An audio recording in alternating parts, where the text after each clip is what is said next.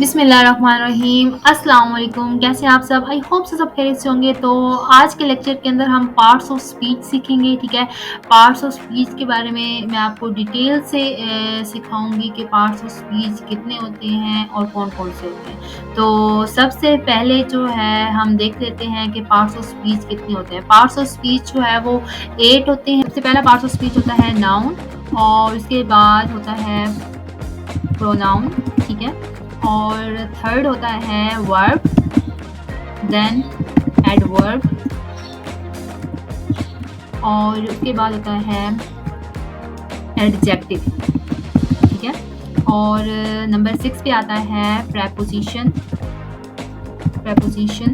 ठीक है। और नंबर 7 पे आता है हमारे पास कॉन्जक्शन, ठीक है, कॉन्जंक्शन, ठीक है। और उसके बाद हमारे पास आता है इंटरजेक्शन, ठीक है। ये हमारे 8 जो है वो पार्ट्स ऑफ स्पीच हैं, ठीक है। आज के लेक्चर के अंदर हम जो है वो नाउन को डिटेल से सीखेंगे, ठीक है। फिर आने वाले लेक्चर्स के अंदर हम pronoun, verb, adverb, adjective, preposition, conjunction, interjection को सीख रहे होंगे। तो सबसे पहले हम देखते हैं प्रोनाउन। तो प्रोनाउन क्या होता है, मैं आपको यहाँ पे जो है ना इसकी डेफिनेशन सबसे पहले बता देती हूँ। प्रोनाउन जो है is a word that names something like person, okay, place or things,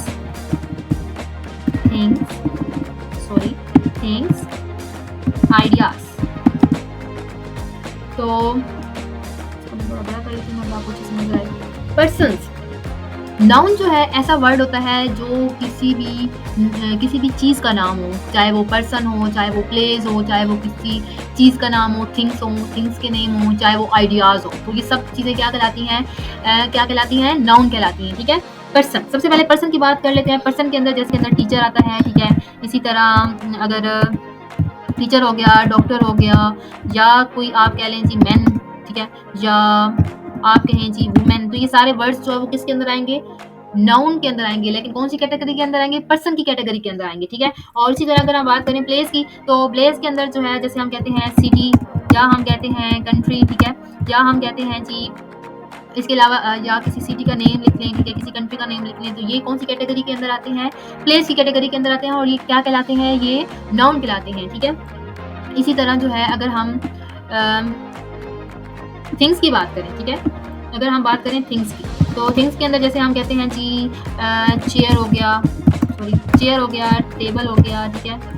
और इसके अलावा कुछ भी जैसे कोई और चीज़ होगी, ठीक है, पेन हो गया। तो आइडिया की बात करें तो आइडियाज़ के अंदर जैसे हम कहते हैं जी हैप्पीनेस हो गया। और इसके अलावा जो है ना अगर हम कहें थिंकिंग, ठीक है।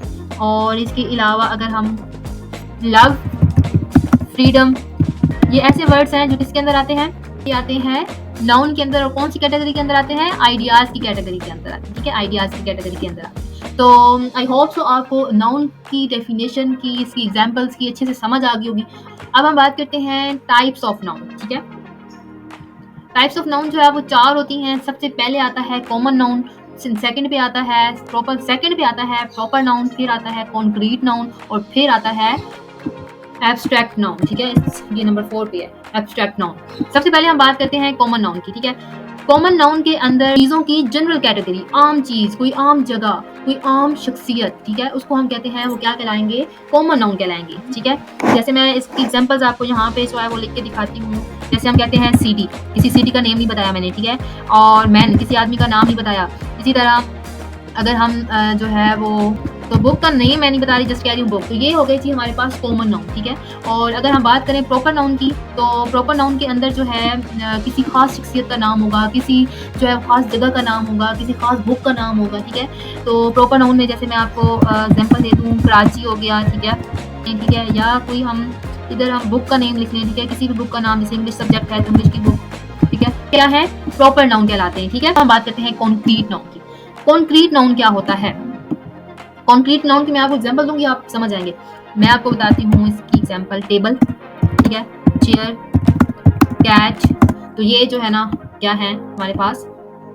कॉन्क्रीट नाउन है। इसी तरह मैं इसकी एग्जांपल भी लिख लेती हूँ, फिर आपको इनका अच्छे से डिफरेंस समझ आ जाएगा, ठीक है। फिर आपको मैं अगर इसकी डेफिनेशन ना भी बताऊँ तो आपको जो है ना इसकी समझ लग जानी है कि ये है क्या असल में।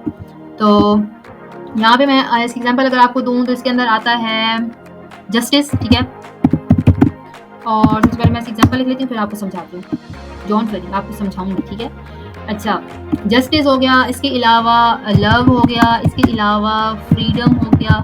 तो ये हो गई एग्जांपल्स किसकी, एब्स्ट्रैक्ट नाउन की। कंक्रीट नाउन जो है टेबल, चेयर, कैट, जिस चीज़ को हम छू सकते हैं, हमारी सेंस जो है ना वो उसको परसीव कर सकती है, ठीक है। तो ये होती है कंक्रीट नाउन। एब्स्ट्रैक्ट नाउन ऐसे जिसको हमारी सेंस जो है वो परसीव नहीं कर सकती, ठीक है।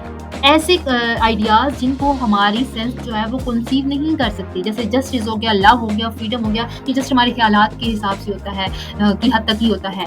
हम इसको छू नहीं सकते, ना हमने इनको आंखों से देखा है, नहीं देखा ना जस्टिस को, इंसाफ को, लव को, प्यार, फ्रीडम, आज़ादी। तो ये चीज़ें ऐसी हैं, ये वर्ड्स ऐसे हैं, ये वर्ड ऐसे हैं जो क्या कहलाते हैं, एब्स्ट्रैक्ट नाउन कहलाते हैं। और कॉन्क्रीट नाउन क्या है, जिनको हम छू सकते हैं, कैट, टेबल, चेयर, पेन, ये सारे कॉन्क्रीट नाउन के अंदर आते हैं, ठीक है।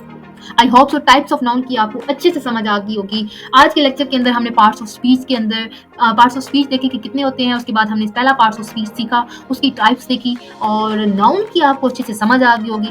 तो आज के लेक्चर के अंदर इतना ही। मिलते हैं नेक्स्ट लेक्चर में। So keep learning and keep exploring. Thank you so much for watching this video. I will see you next time.